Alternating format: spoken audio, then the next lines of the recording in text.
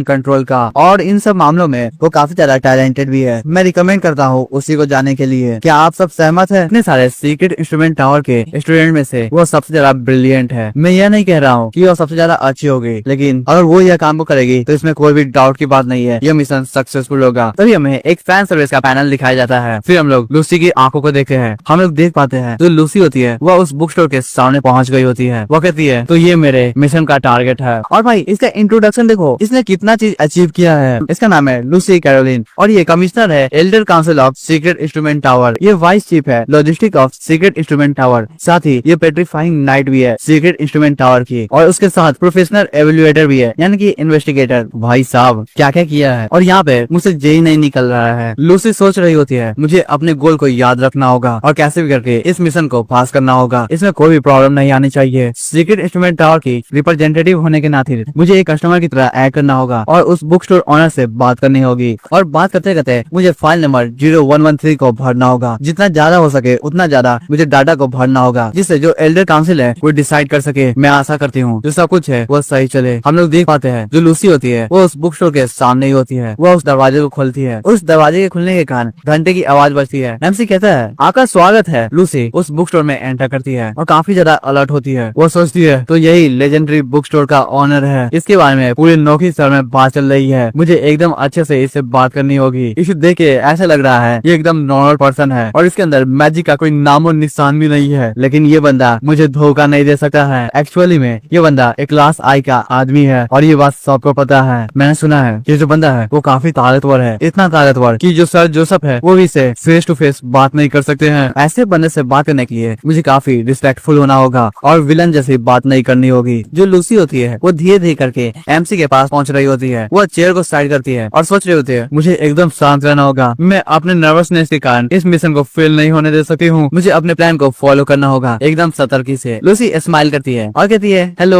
MC अपने किताब को बंद करता है और लूसी को देखते हुए शर्मा रहा होता है। ऐसा लगता है love at first sight. MC सोचता है ये कितनी ज्यादा सुंदर है, एक नई कस्टमर। रुको, इसकी स्माइल ये काफी ज्यादा प्रोफेशनल है जिस एंगल में है, और इसका जो एक्सप्रेशन है वो काफी बढ़िया है। हालांकि एक औरत होने के नाते ये इन सब चीजों पे काफी ज्यादा अटेंशन देती होगी, लेकिन तब भी इसकी जो स्माइल है वो थोड़ी भी फेक नहीं लग रही है। ये एक स्टैंडर्ड प्रोफेशनल स्माइल है जिससे मैं धोखा ही नहीं खा सकता हूँ। ये जो औरत है वे पक्का ही एक कलीग है। अगर दूसरे शब्दों में कहूँ तो ये जो सेक्सी सिल्वर हेयर वाली लेडी है वो मेरी कस्टमर नहीं है, वो यहाँ पे कुछ बेचने आई है। मैं इस बात को कैसे सह सकता हूँ? मैं भी तो यहाँ पे एक बुक स्टोर का ऑनर हूँ। मैं किसी को कोई भी चीज प्रमोट नहीं करने दूंगा। जिस तरीके से तुमने हेलो कहा और वो जो स्माइल थी उसने तुम्हें एक्सपोज कर दिया है। क्या तुम एक सेल्समैन हो या यहाँ पे क्वेश्चन पूछने आई हूँ? मुझे देखना होगा। मैं तुम जैसे लोग काफी देखे हैं जो कि बस समय को बर्बाद करते हैं। तुम्हारे जैसे लोग ना ही बुक खरीदने आते हैं और ना ही बुक को देखने आते हैं। हालांकि मैं भी मिस्टर लिन हूँ। तुम्हारी इतनी हिम्मत हो गई कि तुम यहाँ पे आ गई हो तो भूल जाओ तुम किसी भी चीज को प्रमोट नहीं कर सकती हो। मैं तुम्हें एक कस्टमर की तरह देखूंगा। क्यों ना तुम एक MLM स्कीम का पार्ट हो, क्योंकि मेरी जो कन्वर्सेशन स्किल है वो काफी बढ़िया है और मैं उसका यूज करूंगा। तो चलो मैं तुम्हारे नेक्स्ट लाइन को गेस करता हूँ, तुम क्या कहोगी? लूसी भी कहती है क्या आप उस बुक स्टोर के ऑनर है? और वो दोनों इस बात को सेम समय पे कहे होते हैं। लूसी एमसी की बात सुनकर एकदम चौंक जाती है। वो पूरी तरीके से डर गई होती है। वो सोचती है क्या इसने मेरे दिमाग को पढ़ लिया या इसे पहले से पता था यह सब कुछ होने वाला है, लेकिन मैंने इसे कुछ भी नोटिस नहीं किया। ये कैसे हो सकता है? लूसी काफी ज्यादा घबराई होती है। वो सोचे जा रही होती है क्या ये जो बंदा है वो मुझे वार्निंग देने की कोशिश कर रहा है कि मुझे अपने औकात में रहना चाहिए। लेकिन चीफ जोसेफ ने कहा था ये जो बंदा है वो काफी फ्रेंडली है। लूसी की जो बॉडी होती है वो कांपने लगती है। वो रोते हुए सोचती है मदद कोई मेरी मदद करो, मदद करो। एमसी मुस्कुराता है और वो सोच रहा होता है मैंने इसे एक्सपोज कर दिया है और इसने मुझे ज्यादा महज भी नहीं करना पड़ा। मैं कितना ज्यादा औसम हूँ यार। मैंने पहले ही इसके टैक्टिक को देख लिया था, क्योंकि बात बढ़ाने के लिए पहले सवाल देना पड़ता है। अगर तुम उसके सवालों का जवाब दे दोगे तो तुम्हारी जो बात है वो स्टार्ट हो जाएगी। और जो सेल्समैन होते हैं वो ऐसे ही बातों को स्टार्ट करते हैं और उसके बाद अपने सामान को बेचना स्टार्ट करते हैं। कन्वर्सेशन स्किल नंबर 1, अगर तुम्हें किसी पर भी डोमिनेट करना है तो पहले तुम उस पर सवाल फेंक दो। वो जो बंदा है वो तुम्हारे सवालों का जवाब देगा, या उस बंदे की रिदम को तुम्हें तोड़ना है तो तुम्हें गेस करना होगा वो जो बंदा है वो किस तरह का सवाल पूछेगा या कौन सा सवाल पूछेगा। अगर तुम उसके सवाल को गेस कर लोगे तो वो जो सामने वाला वाला बंदा है वो काफी नर्वस हो जाएगा और अपने रिदम को तोड़ देगा। इससे फर्क नहीं पड़ता है उसकी जो कन्वर्सेशन स्किल है वो कितनी ज्यादा हो, आखिर में अगर वो नर्वस हो गया तो वो सब कुछ भूल जाएगा, क्योंकि जो कन्वर्सेशन स्किल है वो एक साइकोलॉजी का पार्ट है। और हम लोग लूसी को देखते हैं, उसकी बॉडी काफी जा रही होती है। एमसी अपने चाय के कप को उठाता है, वो सोच रहा होता है सबसे ज्यादा इम्पोर्टेंट बात यह है कि तुम्हें दूसरे बंदे को चांस नहीं देना होगा। अगर तुम थोड़े भी हेजिटेट करते हो तो जो दूसरा बंदा है वो तुम्हारे मौके का फायदा उठाएगा। तुम्हें एकदम खड़े रहना होगा और पूरी तरीके से ब्रूटल होना होगा। तुम सीधा ही उसके रिदम को तोड़ दो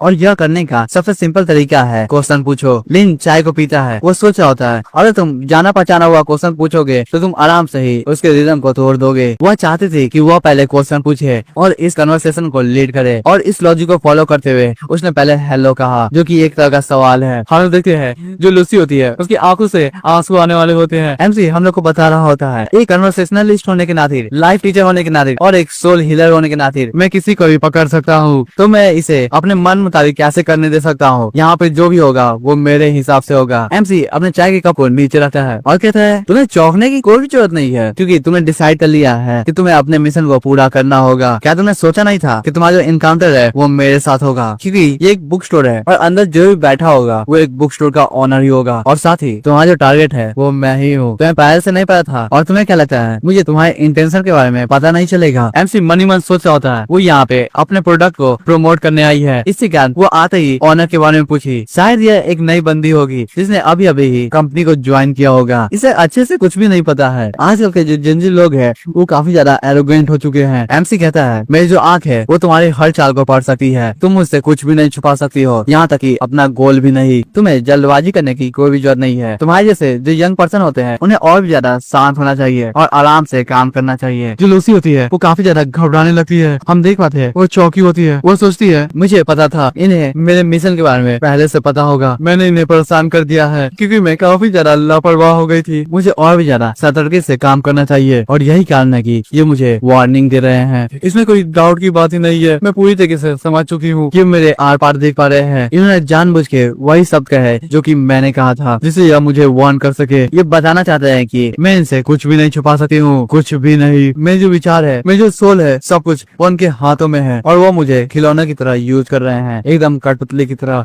मेरी जो हड्डियां है वो डर के मारे कांप रही है, मेरा जो दिमाग है वो काम करना बंद कर चुका है, मैं कुछ भी नहीं सोच पा रही हूँ। लूसी कहती है मैंने आपको परेशान किया, इसके लिए मुझे माफ कर दीजिए, मैं तहे दिल से माफी मांगना चाहती हूँ, लेकिन प्लीज मुझे माफ कर दीजिए। मेरे पास कुछ छोटे सवाल है जो कि मुझे आपसे पूछना होगा। वो मनी मन सोचते होते हैं इससे फर्क नहीं पड़ता है, मुझे कैसे भी करके अपने काम को करना होगा। जो बच्चा कुछ काम है वो कैसे भी करके कंप्लीट होना ही चाहिए। और साथ ही ये काफी ज्यादा शांत लग रहे हैं, वह बस बताना चाह रहे हो कि मुझे अपने हद में रहना चाहिए, क्योंकि मैं इनकी जगह के अंदर हूँ और ये कुछ भी कर सकते हैं। इसी कारण मुझे बस शांत रहना होगा और इनसे बस सवाल पूछना होगा, एकदम डायरेक्ट। लूसी पूछती है यहाँ पे जितने भी सवाल होंगे वो काफी ज्यादा इंपॉर्टेंट होंगे आपके लिए, हमारे लिए। अगर आप इसका जवाब दे देंगे तो काफी ज्यादा बढ़िया होगा, मैं आपकी आभारी रहूंगी। मैं मतलब लोकिन सर, उनमें रहने वाले लोग भी काफी ज्यादा खुश होंगे। लिन उसकी बातों को सुनता है, वो सोचता है ये काफी ज्यादा दिलचस्प बात है, ये जो सुंदर लेडी है वो काफी डिटरमाइंड है, वो एक कदम पीछे ले रही है क्योंकि बाद में इसे 2 कदम आगे लेना है। जैसे कि एक शेर अपने शिकार को पकड़ने के लिए वो 1 कदम पीछे लेता है और 2 कदम आगे। ऐसे लगता है ये क्वेश्चन वाले रास्ते को चूज करना चाहती है। क्वेश्चन पूछकर वो अपने प्रोडक्ट पे सीधा आ जाएगी। इसे कैसे भी करके इन्फॉर्मेशन को गैदर करना होगा अपने प्रोडक्ट को लेकर, और उसके बाद वो उस प्रोडक्ट को सेल करेगी। या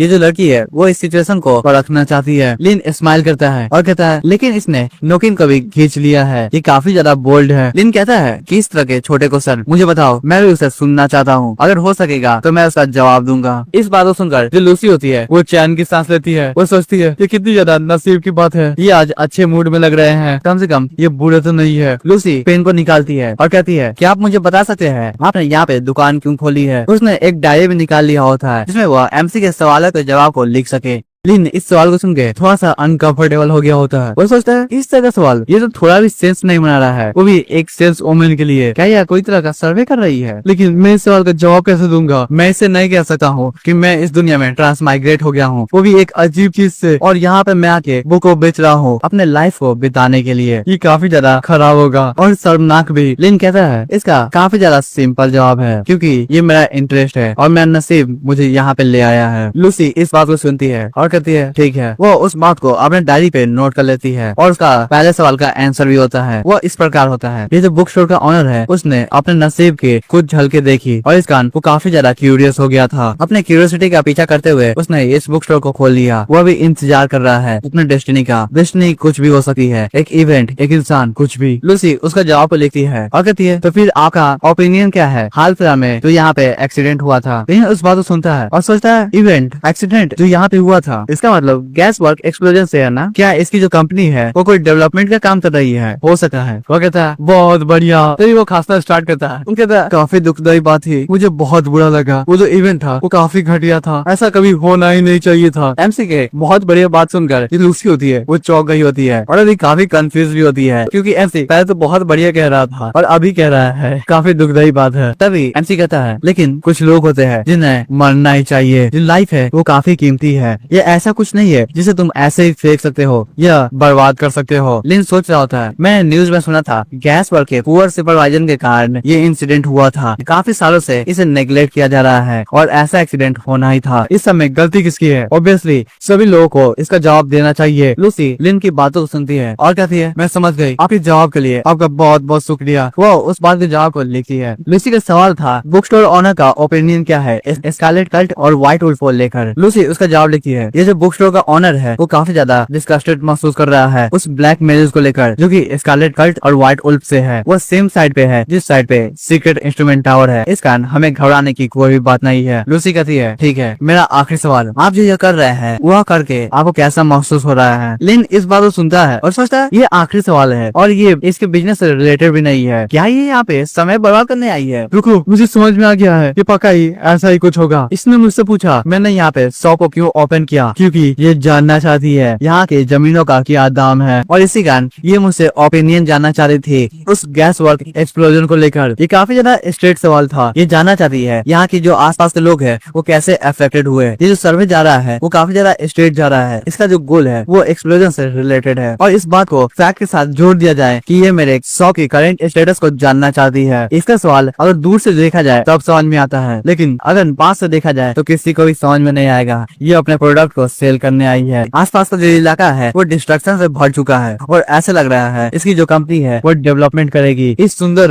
लेडी के पीछे जो कंपनी है वो डेवलपमेंट का काम करती है और वो चाहती है कि इस प्रॉपर्टी को डेवलप करना और यही कारण है कि वो आसपास से सर्वे करवा रही है। लेकिन ये कुछ ज्यादा ही डिफिकल्ट नहीं हो गया है? शायद ये हो सकता है इसकी जो कंपनी है वो बहुत सारे कंपनी के साथ कॉम्पिटिट कर रही होगी, इसी कारण वो सब इस बात को सीक्रेट रख रहे हैं। लेकिन जो इनकी है वो मुझे यहाँ पे ले आया है। ये पूरी तरीके से चांस है कि मुझे यहाँ पे अपने शॉप को खोलने का मौका मिला है। लूसी एमसी के चेहरे को देख रही होती है और काफी कंफ्यूज होती है। एमसी सोचता है मैं इसे यूजफुल डाटा तो नहीं दे सका हूँ, लेकिन ऐसी बात है तो अपने आप को प्रमोट करना यहाँ पे कोई बुरा आइडिया नहीं है। मुझे अपने आप को प्रमोट करना चाहिए। मगर इसके प्रोफेशन को और कपड़ों को देखा जाए तो ऐसा लग रहा है इसकी जो कंपनी है वो काफी बड़ी है। अगर कंपनी बड़ी नहीं होती तो यहाँ पे यह रिसर्च करने के लिए नहीं आती, वो भी इतने लार्ज स्केल में। क्या होगा अगर मैं इस चांस का फायदा उठाऊं और अपने शो को प्रमोट करूं? मेरा जो बिजनेस है वो तो और भी ज्यादा फैल जाएगा। एमसी अपने दांतों को खोलता है और कहता है मैं काफी ज्यादा इंजॉय करता हूँ जो भी मैं अभी कर रहा हूँ। मैं जो भी कर रहा हूँ वो एक पर्पस है मेरे लाइफ का। मैं सही लोगों को सही किताबें देता हूँ जिससे वो अपने लाइफ के प्रॉब्लम को सॉल्व कर सके और खुश हो सके, जिससे वो अपने लाइफ में एक नए रास्ते को चुन सके और उनका जो लाइफ है वो और बेहतर हो जाए। हालांकि मैं इतना भी प्रॉफिट नहीं बनाता हूँ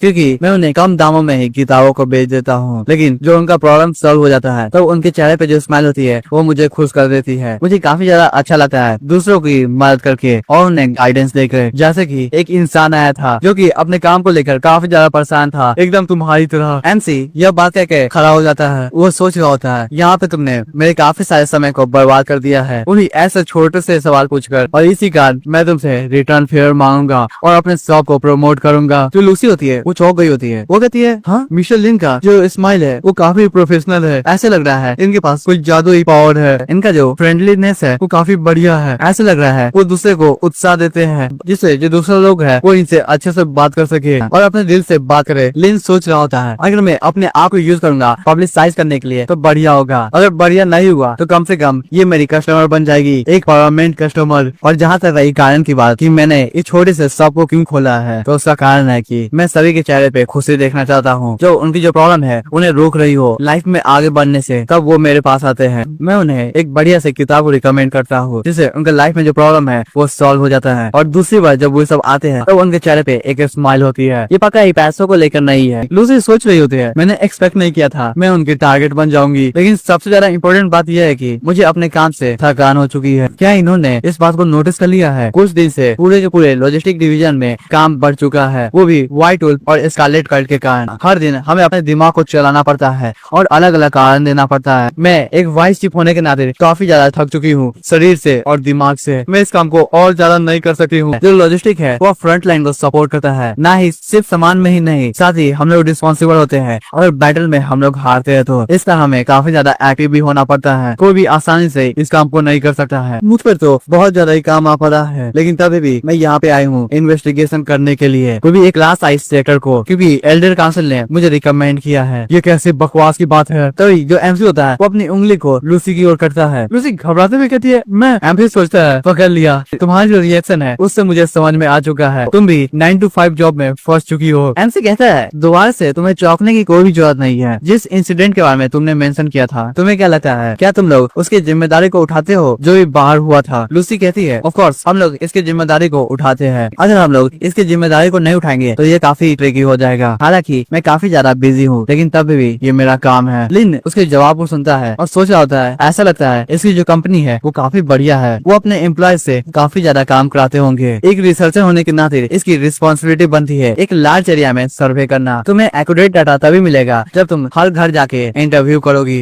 इस बारे में सोच कर मुझे बुखार लग चुका है, तो यही दर्द होता है 9 to 5 जॉब का। लिन कहता है, कितनी बुरी बात है, अगर तुम्हें प्रॉब्लम ना हो तो तुम यहाँ पे आराम कर सकती हो और कुछ किताबें पढ़ सकती हो। फिर हमें लेडी लूसी का पास्ट का सीन दिखाया जाता है। लूसी हमें बताती है, जब मैं छोटी थी तभी से मुझे शक होने लगा था। ये जो दुनिया है वो मुझे अलग तरीके से दिखती थी। मेरे आंखों से ये दुनिया ब्लैक एंड व्हाइट दिखती थी। बाद में मुझे रियलाइज हुआ मेरे पास एक टैलेंट है, माइंड अथॉरिटी का। ये जो टैलेंट है वो मुझे नेचुरली सेंसिटिव बना देता है गुड और एविल को लेकर। और जितने भी लोगों को मेरे पावर के बारे में पता चला वो मुझे खराब तरीके से ट्रीट करना स्टार्ट कर दिए और मेरे पावर को लेकर सभी लोग मेरा मजाक उड़ाना स्टार्ट कर दिए थे। हम लोग देखते हैं सभी लोग लूसी के बारे में बात कर रहे होते हैं। कोई कहता है, इस बच्चे के साथ क्या है? दूसरा कोई कहता है, ये कैसे किसी को एविल कह सकती है, वो भी अपने टैलेंट को लेकर। ये चाहेगी तो किसी को भी एविल बोल सकती है और उस आदमी का इज्जत खराब हो जाएगा। दूसरा कोई कहता है, ये बहुत बुरा है, इसे बात ही नहीं करना चाहिए। एक और कहता है, इतने छोटे से बच्चे को कैसे अच्छे और बुरा के बारे में पता चलेगा? इसे क्या लगता है, ये अपने आप को सोच क्या रही है, ये जिसको चाहे उसको एविल कह सकती है। मैं जानता हूँ ये पक्का ही एक अच्छी इंसान नहीं होगी, लेकिन उन सभी से अलग। एक आदमी कहता है, ये कितनी बढ़िया बात है। कोई आदमी लूसी के कंधों पे हाथ रखता है और कहता है, ऐसा टैलेंट होना ये तो बहुत ज्यादा ही सूट करता है सीक्रेट इंस्ट्रूमेंट टावर को। लूसी काफी ज्यादा घबरा गई होती है। वो बंदा कहता है, और यही तरीके से हमारी जो फैमिली की पोजीशन है वो पूरी तरीके से सिक्योर हो जाएगी। तुम्हारे पास ब्लड ऑफ अ हार्पी है। तुम्हें पता है एक ईगल क्या करती है? जब उसके बच्चों का घोंसला छोड़ने का समय हो जाता है वो अपने बच्चों को धक्का दे देती है, वो भी ऊंचाई से, जिससे जितने भी फालतू के बच्चे होते हैं वो सब गिर के मर जाते हैं अगर उन्हें उड़ना नहीं आता है तो। और यही कारण है कि तुम्हें यूजफुल होना होगा। वो बंदा लूसी के गालों को पकड़ता है। हम देख पाते हैं लूसी की आंखों से आंसू आने वाले होते हैं। वो कहता है, और यही न्याय है, जो सही लोग होते हैं उनके साथ न्याय होना चाहिए। तुम्हें लगता नहीं है? लूसी उसके बातों से मैनिपुलेट हो जाती है। वो कहती है, हाँ मुझे लगता है। तो वो जो बंदा है वो लूसी को छोड़ देता है और कहता है, बढ़िया, अब तुम यहाँ से जा सकती हो, जल्दी जाओ और अपने सामान को पैक करो, मैं किसी को भेजता हूँ और तुम सीधा जाओगी सीक्रेट इंस्ट्रूमेंट टावर। वहाँ पे तुम्हारा जो न्यू लाइफ है वो स्टार्ट हो जाएगा, इस बात को भूलना मत। ये बात सुनकर जो लूसी होती है वो वहाँ से जा रही होती है। तभी वो बंदा कहता है, और एक आखिरी बात, आज से तुम मुझसे दूर रहोगी। लूसी इस बात सुनकर काफी डर गई होती है और लूसी कहती है, ठीक है फैमिली हेड। यह कहकर लूसी अपने रूम में चली जाती है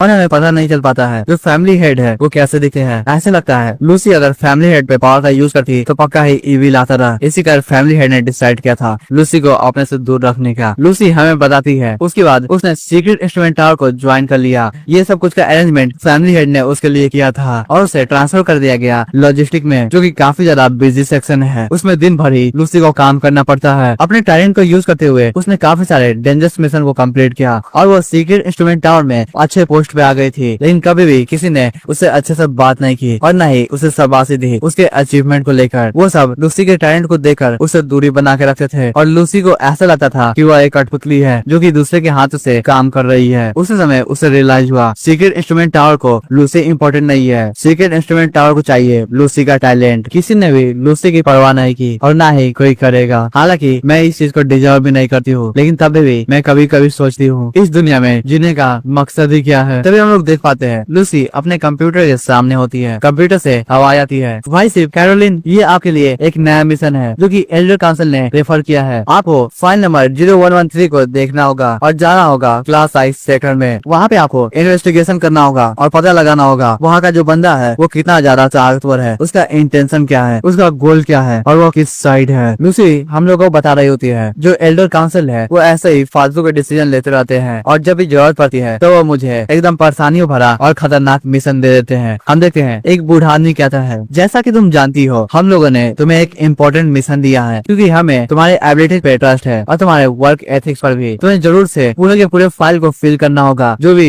फाइल नंबर 0113 पे लिखा हुआ है। तुम जितना ज्यादा इन्फॉर्मेशन को भरोगी उतना ही ज्यादा हम लोग के लिए अच्छा होगा डिसीजन लेने के लिए। लूसी हमें बताती है अब इससे फर्क नहीं पड़ता है मुझे कैसे ट्रीट किया जा रहा है, मैं ऐसे ही ट्रीट होना डिजर्व करती हूँ। मुझे समझ में आता है जब तक मैं ये काम करूंगी तब तक सब कुछ बढ़िया रहेगा, मुझे इन सब चीजों से फर्क नहीं पड़ेगा। और उसके बाद जो लूसी होती है वो रिसर्च करना स्टार्ट कर देती है। वो सोचती है नंबर 0113 क्लास आई सेक्टर एक इनडिस्क्राइबेबल म्यूटेंट है जिसके बारे में बहुत कम ही इंफॉर्मेशन है। इन्वेस्टिगेशन करने से पहले मुझे सब कुछ को प्रिपेयर कर लेना होगा, मुझे उसके बारे में जानना होगा वो जो बंदा है वो कैसा है और मैं कैसे इन्वेस्टिगेशन को करूंगी जिस कारण जो इन्वेस्टिगेशन हो वो एकदम स्मूथली जाए। थोड़ी देर रिसर्च करने के बाद वो काफी सारे डाटा को कंपाइल कर देती है। वो कहती है मैं सभी रिपोर्ट को एक साथ कर दिया है और ये सभी रिपोर्ट नंबर 0113 क्लास आई सेक्टर फाइल की है। वो एंटर पे क्लिक करती है और कहती है मुझे पूरे के पूरे पिक्चर को देख लेना चाहिए। और हम देख पाते हैं एंटर पे क्लिक करते ही जितना भी एमसी का रिपोर्ट होता है वो सब खुल जाता है, जितने भी एमसी के इन्फॉर्मेशन होते हैं वो सब दिखने लगते हैं। लूसी उन सभी चीजों को देख रही होती है। वो बताती है ये ओरिजिनल टेम्पलेट है जो कि सर जोसेफ ने प्रोवाइड किया था। इसमें काफी सारे रिकॉर्डेड मैसेज भी है जो कि उसी बुक स्टोर ऑनर के कस्टमर के है। यहाँ पे बहुत सारे अफवाह भी है जो कि सीक्रेट इंस्ट्रूमेंट टावर ने फैलाया है। मुझे उन सभी से दूर रहना होगा नहीं तो मेरा जो मिशन है वो खराब हो जाएगा। लूसी उन सभी इन्फॉर्मेशन को देखती है और कहती है अगर इन सभी इन्फॉर्मेशन को समराइज किया जाए तो मैं कंक्लूड कर सकती हूँ।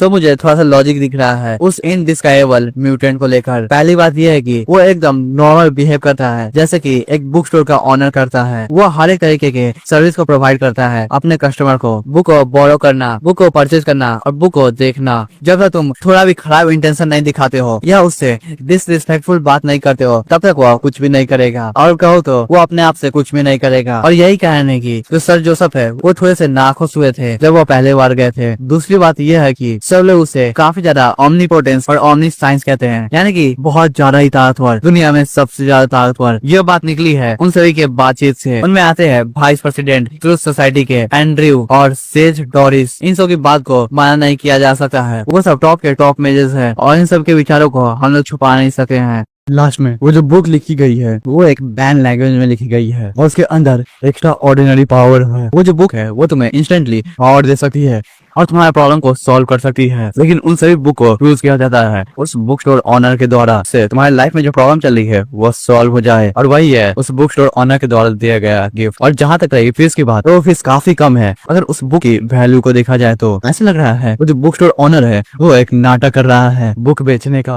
और जब भी वह एक लाइन कहता है इसका मतलब है तुम पूरे तरीके से उसके कंट्रोल में आ चुके हो और वो शब्द है बैठ जाओ और कुछ किताबें पढ़ो। हम लोग देखते हैं लूसी इस बात को सुनकर काफी डर गई होती है। वो सोच रही होती है हाँ ये आ ही गया। ऐसा लग रहा होता है वो थोड़ी थोड़ी एक्साइटेड भी होती है। फिर उसे पता है वो भी बुक एमसी रिकमेंड करेगा, उसमें बहुत सारी पावर्स होगी। वो सोच रहे होते हैं मुझे बुक के बारे में ज्यादा इन्फॉर्मेशन नहीं मिली है, इसी कारण मुझे अपने इन्वेस्टिगेशन पे फोकस रहना चाहिए। मुझे कम से कम एक बुक की पावर तो रिकॉर्ड कर लेनी चाहिए इन्फॉर्मेशन डाटा में, जिनसे जो एल्डर काउंसिल है वो डिसाइड कर सके। लेकिन मैं झूठ बोल रही होंगी अगर मैं यह कहूंगी कि मैं थोड़ी भी एक्साइटेड नहीं हूँ। लेकिन क्यों, मैं डरी हुई क्यों लग रही हूँ? ऐसा लग रहा है सब कुछ अनरियल हो चुका है और यह एक छला हुआ है। मैं ये जो सोल है उसे निकाला जा रहा है एक मिस्टीरियस हायर बीइंग के द्वारा। ऐसा लग रहा है वैसे कि कोई एक एंटिटी वे सोल को निकाल रही है। लूसी कहती है क्या मैं खुद से बुक को देख सकती हूँ? उन लाइन के कहने के बाद लूसी को रियलाइज होता है उसने कुछ गलत कह दिया है। वो सोच रही होती है मैंने अभी भी वह कहा है क्या होगा अगर ये जो बुक स्टोर ऑनर है वो मुझे बुक को रिकमेंड करने वाला था और वो मेरे बातों को सुन के थोड़ा सा गुस्सा हो गया होगा, क्या मैंने उन्हें गुस्सा दिला दिया? दिन चाय को पीता है, सोच रहा होता है हाँ मैंने अपने काम को कर दिया, मैंने बस कुछ लाइनें उससे बोली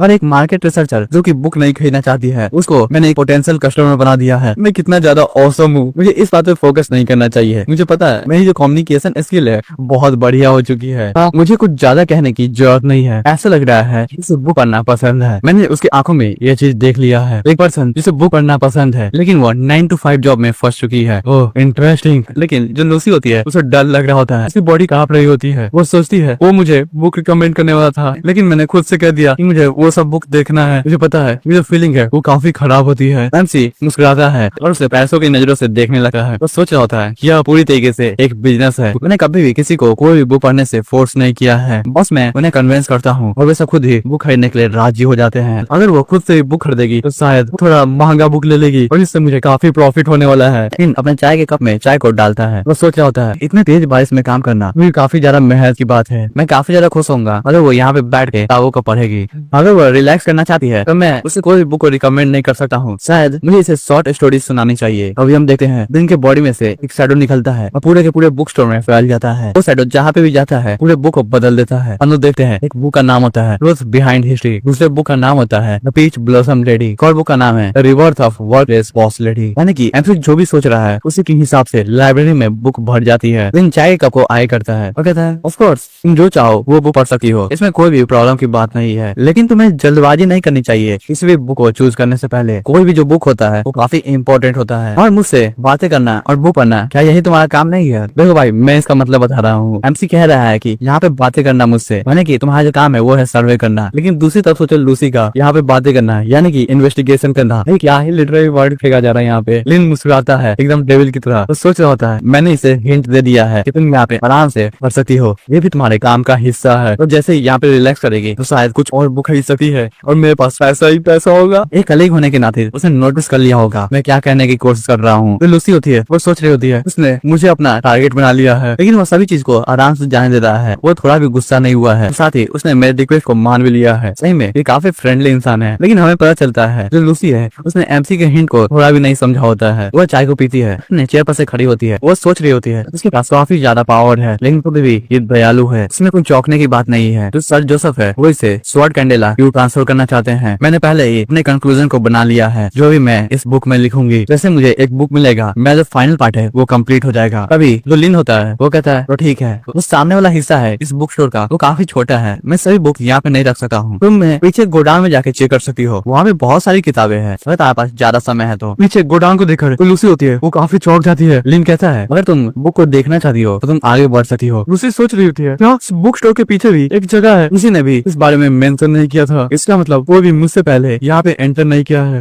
ये जो बुक स्टोर का ऑनर है वो जगह मुझे क्यों दिखा रहा है? क्यों? क्या इसके पीछे कोई मीनिंग है? उसे मुझसे चाहिए क्या? क्यों ना इसके पीछे कोई मीनिंग हो, लेकिन तभी भी मेरे पास कोई चॉइस नहीं है, मुझे इसके विशेष को पूरा करना होगा। लूसी आगे बढ़ती है, कहती है आपका बहुत बहुत शुक्रिया, आपने मुझे ये ऑफर किया। वह गोडाउन में एंटर करती है, उसे कुछ अजीब सा महसूस होता है। वो काफी कंफ्यूज हो गई होती है। हम लोग देख पाते हैं वो जो गोडाउन होता है वो काफी बड़ा होता है, लिटरली काफी बड़ा। दोनों तरफ बड़े बड़े शेल्फ्स रखे होते हैं, बहुत सारे किताबें भरे होते हैं। लूसी चौंक गई होती है। वो कहती है क्या वो एक गोडाउन है? मुझे विश्वास नहीं हो रहा है, इससे बड़ी और शानदार लाइब्रेरी मैंने कभी भी नहीं देखी है। ये जगह है वो बुक स्टोर को मैच नहीं कर रहा है, शायद ये एक स्पेस ट्रैपिंग मैजिक है। अगर वो जो बंदा है वो ये कर सकता है इसका मतलब वो दुनिया में कोई भी काम को कर सकता है। इस बुक स्टोर में दुनिया की सभी ज्ञान की बातें हैं और अलग अलग तरह की मैजिक भी है। और मुझे अपने हिसाब से कोई बुक मिल गया तो मैं बहुत ज्यादा ही ताकतवर हो जाऊंगी। और हम ऊपर से देख पाते हैं वो जो बुक स्टोर होता है वो काफी बड़ा होता है, लिटरली बहुत बड़ा। इन सभी किताबों में जो भी नॉलेज है वो किसी को भी नहीं पता है। अगर इन सभी किताब को पब्लिक के बीच में बांट दिया जाए तो पूरा का पूरा नौकिन शायद नहीं, मैं कुछ ज्यादा ही सोच रही हूँ, मैं इतना सोच भी नहीं पाऊंगी। मुझे बस कम खतरनाक दिखने वाली किताब को चूज करना है और यहाँ से निकल जाना है। जितनी देर तक मैं यहाँ पे रहूंगी उतनी देर तक मेरी जो सोचने की क्षमता है वो कम होती जाएगी। मैं यहाँ पे कुछ भी सोच नहीं पा रही हूँ। तो लूसी की नजर एक शेल्फ पे जाती है जहाँ पे कुछ किताब रखे होते हैं। उन बुक्स का टाइटल होता है book of death, flower of the secret dreamland, chasing shadows of the past. Lucy इन सभी चीजों को देखती है, उसका जो दिल होता है वो तेजी से धड़क रहा होता है। वो कहती है इन सभी नामों को देखकर ही मेरी जो हालत है वो खराब हो रही है, मैं दिल तेजी से धड़क रहा है। नहीं, इसमें से एक बुक लेना, उसके बारे में भूल जाओ, मुझे बस इनके टाइटल को याद रखना होगा, इतना काफी होगा। ऐसा हो ही नहीं सकता है कि मैं बुक स्टोर ऑनर से एक बुक रिकमेंड करवाऊं। तभी जो लूसी का हाथ होता है वो एक सेल्फ हो जाता है, उस सेल्फ पे सिर्फ एक ही नाम का किताब रखा होता है, सोल गेजिंग। लूसी उस चीज को देखती है, वो सोच रही होती है सोल गेजिंग शायद मेरे इन्वेस्टिगेशन के लिए ये सबसे बढ़िया किताब होगा। आइडेंटिफाई करना और एवेल्युएट करना वो काफी ज्यादा खतरनाक होता है और मेरे लिए ये मेरी सबसे ज्यादा इंपॉर्टेंट स्किल है। क्या मुझे इस किताब को ले लेना चाहिए? तभी लूसी को कुछ अजीब महसूस होता है, उसे लग रहा होता है पीछे से कोई उसे देख रहा है और स्माइल कर रहा है। वो कहती नहीं, ये जो फीलिंग है ऐसा लग रहा है कोई मुझे कुछ कह रहा है, वो कहना चाहता है मैं सिर्फ यही किताब को ले सकती हूँ। लूसी उस बुक को उठाती है और वो जैसे ही उस बुक को टच करती है वैसे ही वो एक दूसरे वर्ल्ड में टेलीपोर्ट हो जाती है। उसके सामने एक बहुत बड़ा मून होता है, इसका रंग लाल होता है। लूसी चारों ओर देखती है चौंकते हुए, वो सोच रही होती है क्या हुआ, मैं कुछ बोल क्यों नहीं पा रही हूँ। तभी वो देख पाती है उसके सामने बहुत सारे सोल्स होते हैं, यानी कि आत्माएं। वो सभी सोल्स लूसी की ओर बढ़ते हैं। तभी जो लूसी का चश्मा होता है वो टूट जाता है, लूसी की आंखों से खून निकल रहे होते हैं। तभी उसकी नजर दूसरी ओर जाती है जहाँ पे हर एक चीज नीला होता है और उस साइड से एक बुल आ रहा होता है और उस बुल को एक आदमी कंट्रोल कर रहा होता है। लूसी की नजर उन्हीं दोनों चीजों पे होती है, उस आदमी पे और उस बुल पे। हम लोग उस आदमी की आंख को देख पाते हैं, वो काफी डरावना लग रहा होता है। लूसी की आंख उस आदमी की आंख से टकराती है। तभी लूसी को बहुत सारे टेंटेकल्स पकड़ लेते हैं और वे सब मिलके लूसी के एक आंख को निकाल लेते हैं। उस लूसी को काफी दर्द हो रहा होता है, वो जोरों से चिल्लाती है। चिल्लाने के कारण वो रियल वर्ल्ड में पहुंच जाती है। वो हाथे हुए सोच रही होती है मैं वापस आ गई, अभी अभी मैं वापस आ गई। इस किताब में ये जो सोल्स है वो क्या है, हम देखते हैं उस बुक में से काफी सारे सोल्स निकल रहे होते हैं। इस चीज को देखकर लूसी घबरा जाती है। तभी लूसी की आंखों से कुछ निकल रहा होता है। लूसी अपने आंखों पे गॉगल्स को डालती है और कहती है मुझे इस सब से छुटकारा पाना ही होगा और बुक स्टोर ऑनर को ढूंढना होगा। वो उस किताब को पकड़ती है और वहाँ से भागना स्टार्ट कर देती है। जब वो वहाँ से जा रही होती है तभी हम देखते हैं उसके परछाई से कुछ निकलता है और वो जो बुक था सोल गेजिंग उसका नाम चेंज हो जाता है और एक नॉर्मल नाम बन जाता है जिसका नाम है टू लिव। इसका मतलब यह है कि हमारे एमसी को यही बुक का नाम दिखेगा, ना कि सोल गेजिंग। फिर हम लोग एमसी को देखते हैं जो कि अपने चाय को पी रहा होता है। वह सोचता है ये इतना भी बुरा आउटकम नहीं है, ये पहली बार है कि कोई कस्टमर खुद से ही मेरे गोडाउन को देखने गया है। मैं बस इमेजिन कर सकता हूँ उसके चेहरे पे जो खुशी होगी वो कोई भी मैच नहीं कर सकता है। वो पहली इंसान है जो कि मेरे बुक के गोडाउन को देखने गई है। वो जो पीछे लाइब्रेरी है वो मेरे दिमाग का मैनिफेस्टेशन है, उसमें पूरी दुनिया की नॉलेज भरी हुई है। एक बुक लवर के लिए वो तो एक जन्नत है। मैं दावत से कह सकता हूँ वो पूरी तरीके से सेटिस्फाई हो गई होगी। तभी वहाँ पे लूसी आती है, उसके चेहरे पर से पसीने छूट रहे होते हैं। वो काफी तेजी से सांस ले रही होती है और कहती है ये किताब क्या मैं। वो यह कहते हुए उस किताब को एमसी के टेबल पे रखती है। एमसी उस बुक के टाइटल को पढ़ता है जिसका नाम होता है टू लिव। वो काफी ज्यादा ऑकवर्ड हो जाता है। वो सोचता है टू लिव ये बहुत बढ़िया किताब है लेकिन इसे पढ़ने में बहुत ज्यादा मुश्किल आती है। अगर किसी को भी रिलैक्स करना है तो मैं यह बुक रिकमेंड नहीं करता हूँ। तभी उसकी नजर लूसी पे जाती है। वो काफी ज्यादा थकी लग रही होती है। लिन सोच रहा था रिलैक्स करने के बारे में भूल जाओ, लेकिन ये तो पहले से भी ज्यादा थकी हुई लग रही है। इन्हें हुआ क्या है? वो अपने टेबल पर से उठता है और कहता है क्या आप ठीक है मेरे प्यारे कस्टमर, ऐसा लग रहा है आप थोड़े से अनकंफर्टेबल हो गए हैं इस बुक को पहली बार पढ़ के, आपको कैसा लग रहा है?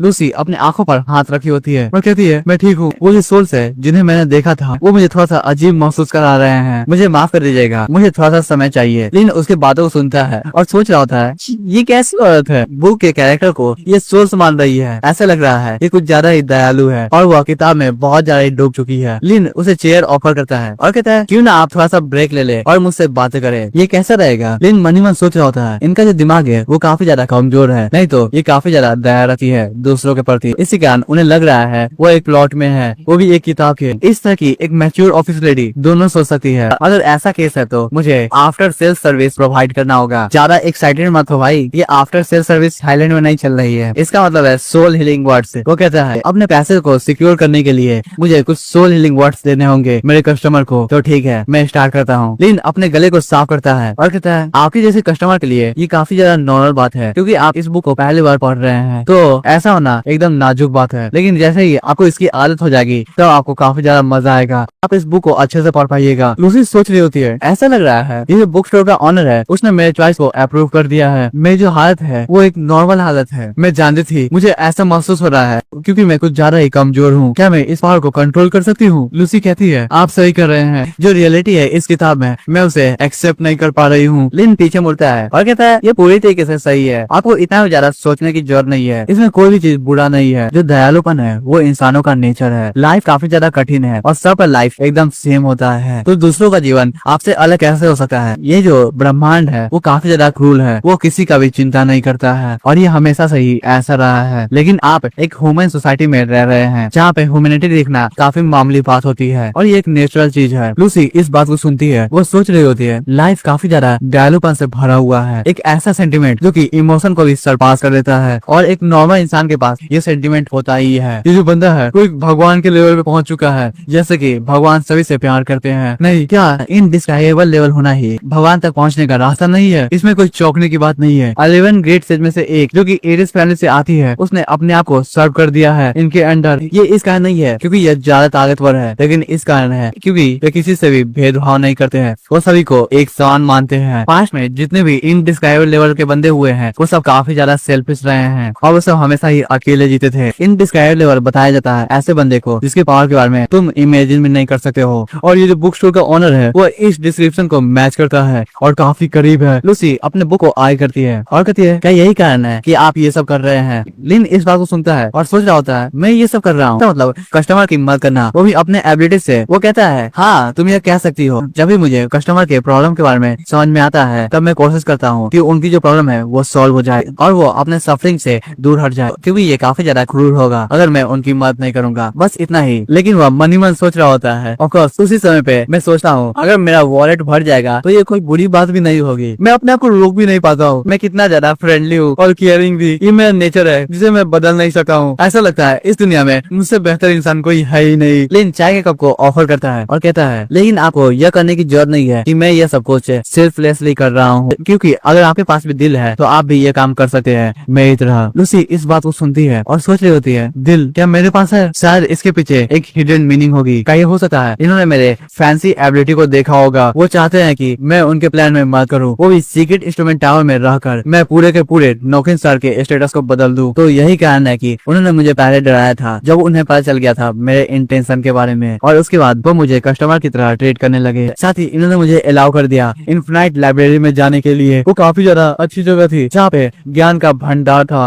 वो सब कुछ एक प्लान का हिस्सा था। अब मुझे समझ में आ रहा है कि मेरा डिसाइड करने का समय आ चुका है, मैं कभी भी किसी को रेसिस्ट नहीं कर पाई हूँ। इस बात को सोचते हुए जो लूसी होती है वो उदास होती है। हम देख पाते हैं उसके पीछे एक शैडो होता है जो कि उसे पकड़ा होता है। वो कहती है ये काफी अजीब फीलिंग है, मैं किसी को भी आज तक मना नहीं कर पाई हूँ, कैसे ये मेरे बुरे याददाश्तों को दुआ से याद दिला रहे हैं। लूसी कहती है क्या आपको लगता है मैं इस काम के लिए ठीक हूँ। लिन स्माइल करता है और सोच रहा होता है ये इतना भी बुरा नहीं है, मेरा जो सोल हीलिंग का सेशन है वो काम कर रहा है। लेकिन जब भी एक कस्टमर क्वेश्चन पूछना स्टार्ट करता है इसका मतलब उसके दिमाग में कुछ आइडियाज है और वो अपने प्रॉब्लम से दूर जाना चाहता है। लिन टेबल पे उंगली मारता है और सोच रहा होता है लेकिन इसने पूछा क्या ये कर सकती है, इसे पूछना चाहिए ये कैसे कर सकती है। इसका जो माइंडसेट है वो थोड़ा सा अलग है, शायद ये अपने सब कॉन्शियसनेस को अभी भी मना किए जा रही है। लेकिन अपने आप में सोच रहा होता है शायद ये किसी को एक रोल मॉडल की तरह देखना चाहती है और उसे देखते हुए अपना काम करेगी। आफ्टर ऑल ये एक कलीग है और ऐसे साइकोलॉजिकल क्वेश्चन आना मामूली बात होता है, लेकिन इसके लिए मुझे अच्छे अच्छे शब्द को चुनना होगा जिससे इसका जो सवाल है वो खत्म हो जाए।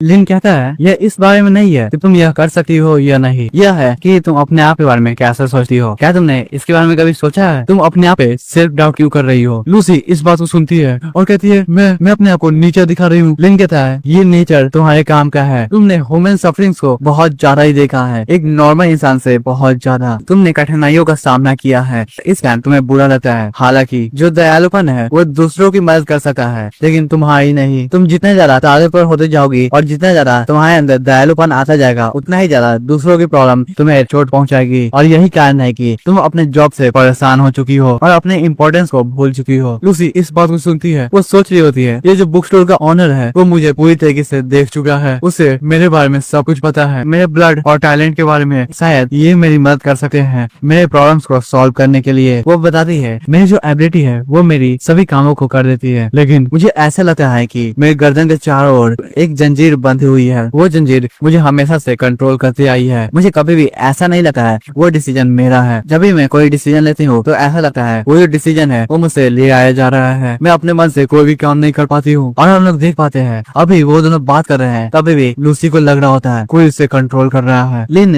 लूसी के रिएक्शन को देखता है, वो सोच रहा होता है मैं काफी ज्यादा क्लोज हूँ। ये जो कस्टमर है वो पूरी तरीके से मैनिपुलेट हो चुकी है अपने बिजी जॉब के कारण और वर्क प्लेस के कारण। उसने अपने काम को ही पूरा जीवन मान लिया है, इसी कारण वो अपने आप की वैल्यू नहीं कर रही है। ये काफी ज्यादा कॉमन होता है जो भी आदमी 9 to 5 जॉब करता है। लेकिन इस तरह के जो लोग होते हैं वो हैकर से थोड़े अलग होते हैं। अगर मैं इसका एनवायरनमेंट को बदल दूंगा तब भी कोई भी फर्क नहीं पड़ने वाला है। वो अपने काम को ही इतना इम्पोर्टेंस देने वाली है, अपने आप को कभी नहीं। इन सब जैसे लोगों के लिए सबसे ज्यादा इम्पोर्टेंट चीज होती है अपने वर्ड्स को रियलाइज करना। लिन कहता है और वही कारण है कि तुमने यह किताब चुना है। ये किताब तुम्हें एकदम सूट करता है। अगर तुम इसके डीपर मीनिंग को समझ जाओगी तब तुम्हारा जो प्रॉब्लम है वो सॉल्व हो जाएगा। लूसी कहती है डीपर मीनिंग। लिन बताता है मैं काफी ज्यादा भाग्यशाली था जिसने विटनेस किया था एक ग्लोरियस एंशिएंट सिविलाइजेशन के रिवाइवल का। मैं बार बार उसे दोहराता रहता हूँ वो कैसे कठिनाइयों का सामना किए थे और अपने जमीन को डेवलप किए थे। कैसे उनके पास एक जगह थी जिन्हें वो सब घर कहते थे, लेकिन कभी भी वो वहाँ पे आराम नहीं किए। ये जो किताब है तुम्हारे हाथों में वो बस एक छोटा सा पंख है पूरे के पूरे महान सिविलाइजेशन का। सबसे ज्यादा इम्पोर्टेंट पार्ट है इस सिविलाइजेशन का वो है लगन। इस बुक के अंदर जितने भी सोल्स है उनके पास हिम्मत है और जीने की इच्छा है, और वही तुम में कमी है। तुम्हारे अंदर जीने की इच्छा दिख ही नहीं रही है। तुम्हारी लाइफ का कोई पर्पस होगा और वो पर्पस तुम्हें ढूंढना होगा। लूसी उस बुक को उठाती है और कहती है क्या आप कह रहे हैं इस बुक में जो सोल्स है? लिन कहता है हाँ तुम सही समझ रही हो, वो सब रियल है, या कम से कम वो सब पहले रियल हुआ करते थे। लूसी इस बात को सुनकर चौंक जाती है। वो सोच रही होती है ये बात विश्वास करने लायक ही नहीं है। इन्होंने बिलियंस ऑफ सोल को रिफाइन किया है और इस बुक में डाल दिया है। इनके पास कैसी रहस्यमयी ताकत है और इन्होंने पूरे के पूरे सिविलाइजेशन के डेवलपमेंट को देखा है अपने आंखों से। उसका मतलब नहीं मैं कुछ ज्यादा सोच रही हूँ, मैं इतना सोच भी नहीं पाऊंगी। वो मुझे इतनी कीमती बुक दे रहे हैं क्या हुआ? लूसी कहती है आप कह रहे हैं अभी का जो सिचुएशन है वो इतना भी बुरा नहीं है और ये जो बुक है वो मेरी मदद करेगी, है ना? लिन इस बात को सुनता है और सोचता है एक्सीलेंट,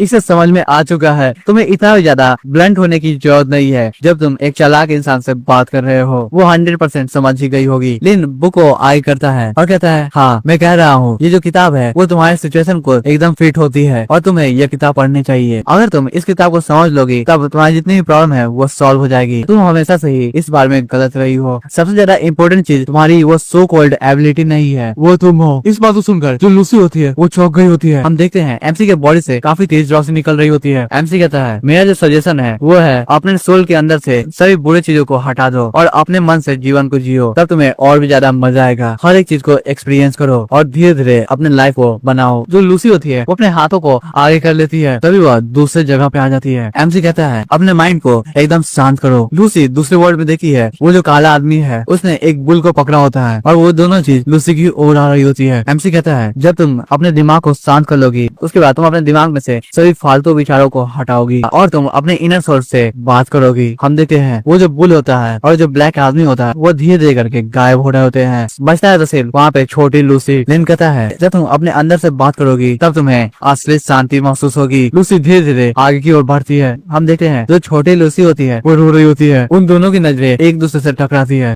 लिन बताता है जब यह होगा तब तुम अपने आप से कह पाओगी। लूसी अपने छोटे सेल को गले लगाती है और रोते हुए कहती है तुमने बहुत बढ़िया काम किया, तुम्हारा बहुत बहुत शुक्रिया इस दुनिया में आने के लिए। हम देखते हैं इन प्यारे शब्दों को सुनकर जो छोटी लूसी होती है वो रोना स्टार्ट कर देती है क्योंकि वह आज तक दूसरों के प्रेशर के अंदर ही जीती आई है। बड़ी लूसी कहती है तुम्हें थोड़ा सा प्राउड होना चाहिए अपने ऊपर, तो भी अपोर्चुनिटी में आ जाती है। लिन कहता है मुझे लगता है ये जो बुक है उसके अंदर यही सब कुछ है। लूसी की आंखों से आंसू आ रहे होते हैं। वो कहती है तो इस किताब में यही सब कुछ था, है ना? लिन उसके रिएक्शन को देखकर काफी चौंक किया होता है। वो सोच रहा होता है ये रो कैसे सकती है? ये जो लड़की है उसे किसी ने प्यार नहीं किया। बस मेरे सोल हीलिंग वर्ड से ही ये रोने लगी। वो चौंकते हुए कहता है डियर कस्टमर क्या आप ठीक है? आपको अपने आप पे इतना भी ज्यादा फोर्स नहीं करना चाहिए अगर आप इसे एक्सेप्ट नहीं कर पा रही हो। जो लूसी होती है उसकी आंखों से अभी भी आंसू आ रहे होते हैं लेकिन वो स्माइल करती है और कहती है नहीं सब कुछ सही है, ये जो बुक है वो काफी बढ़िया है। आपके गाइडेंस के लिए आपका बहुत बहुत शुक्रिया, मुझे इसकी आदत हो जाएगी, आपको चिंता नहीं करना चाहिए। इस बात को सुनकर जो लिन होता है वो चैन की सांस लेता है और कहता है ऐसा लगता है आप सब कुछ समझ चुकी हो, आपको पता चल चुका है आप किस दौर से जा रही हो, आपको पता है अब आपको क्या करना चाहिए। लूसी अपने चश्मे को पहनती है और कहती है हाँ मैं पूरी तरीके से समझ चुकी हूँ, मुझे इस बुक को कैसे यूज करना है और आज से मैं आपको सॉल्व करने के लिए तैयार हूँ, मैं कभी भी आपको डिसअपॉइंट नहीं करूंगी। लूसी जैसे ही यह बात कहती है वैसे ही हम लोग लेडी जी के रिएक्शन को देखते हैं। उन्हें कुछ अजीब सा लगता है। जो लिन होता है उसके मुंह से पानी आ रहे होते हैं। वो सोच रहा होता है मैं जो ब्रेन वॉशिंग है वो एकदम अच्छे से काम कर रही है। वो कहता है आपको इतना भी ज्यादा श्योर नहीं होना चाहिए। लूसी एमसी से वो किताब खरीद लेती है और वो वहाँ से जा रही होती है। एमसी कहता है आप इस बारे में अच्छे से सोचिएगा, मैं श्योर हूँ आपका जो लाइफ है वो बदल जाएगा, प्लीज आप यहाँ पे दोबारा आइएगा। और उसके बाद जो लूसी होती है वो उस शॉप से चली जाती है। उस शॉप से निकलने के बाद लूसी किसी को मैसेज भेजती है और अपने चश्मे को उतारती है। चश्मा उतारते ही वो अपने पावर पावर का यूज करती है और हम देखते हैं उसकी पावर का रेंज बढ़ चुका है। वो कहती है तो यह पावर है सोल गेजिंग की। मैं किसी के अंदर भी देख सकती हूँ और एक्यूरेटली इंफॉर्मेशन को निकाल सकती हूँ। मैं अपने ही सोल को यूज करती हूँ दूसरे को देखने के लिए। इससे डिटेल्ड इंफॉर्मेशन मुझे मिल पाएगी। पास्ट में मैं इस टैलेंट का यूज करती थी अपने टास्क को कंप्लीट करने के लिए, लेकिन जो मिस्टर लिन है उन्होंने मुझे बताया मुझे अपनी एबिलिटी को कैसे यूज करना है। ये मेरे लिए ऑनर की बात है कि मैं मिस्टर लिन की आंख बनूंगी। लेकिन वो जो फीलिंग थी जब बहुत सारे लोग मेरे आंख को निकाल रहे थे वो काफी ड्रामा था। मैं उसे दोबारा एक्सपीरियंस नहीं करना चाहती हूँ। यह सोचकर जो लुसी होती है वो आगे बढ़ रही होती है। वो कहती है जब मैं छोटी थी तब किसी ने मुझसे कहा था जो ईगल्स होते हैं वह घोंसले से अपने बच्चों को धक्का दे देते हैं जिससे जो कमजोर बच्चे होते हैं वो मारे जाते हैं। लेकिन यह सच नहीं है क्योंकि इससे फर्क नहीं पड़ता है कौन ताकतवर है और कौन कमजोर है जब तक तुम इस दुनिया में जिंदा रहते हो। जिस पल तुम अपने पंख को फैला लेते हो उस समय तुम्हारा नया जीवन स्टार्ट होता है। फिर सीन शिफ्ट होता है। हम लोग लूसी को देखते हैं जो कि मैजिक टावर पहुंच चुकी होती है। उसके हाथों में कोई पेपर होता है और वो सर जोसेफ के सामने होती है। वो कहती है मैं जो असेसमेंट रिपोर्ट था उस बुक फॉर ऑनर के बारे में वो कंप्लीट हो चुका है और इसी के साथ जो एल्डर काउंसिल है उन्होंने अपनी गलती को मान लिया है। वो खुशी खुशी आपके दिए गए ट्रांसफर रिक्वेस्ट को अप्रूव कर रहे हैं। फॉर्मल रिक्वेस्ट को अप्रूव करने में थोड़ा सा समय लगता है लेकिन जो रिक्वेस्ट है उसे पूरा किया जाएगा। आपको बस थोड़ा इंतजार करना है। जो सर जोसेफ होते हैं वो उसकी बातों को सुनते हैं और कहते हैं ओ ऐसी बात है। इतने सारी परेशानियों के बाद आखिरकार वो जो जिद्दी लोग हैं वो सब मान ही गए और सच को स्वीकार कर ही लिया। लूसी कहती है हाँ क्योंकि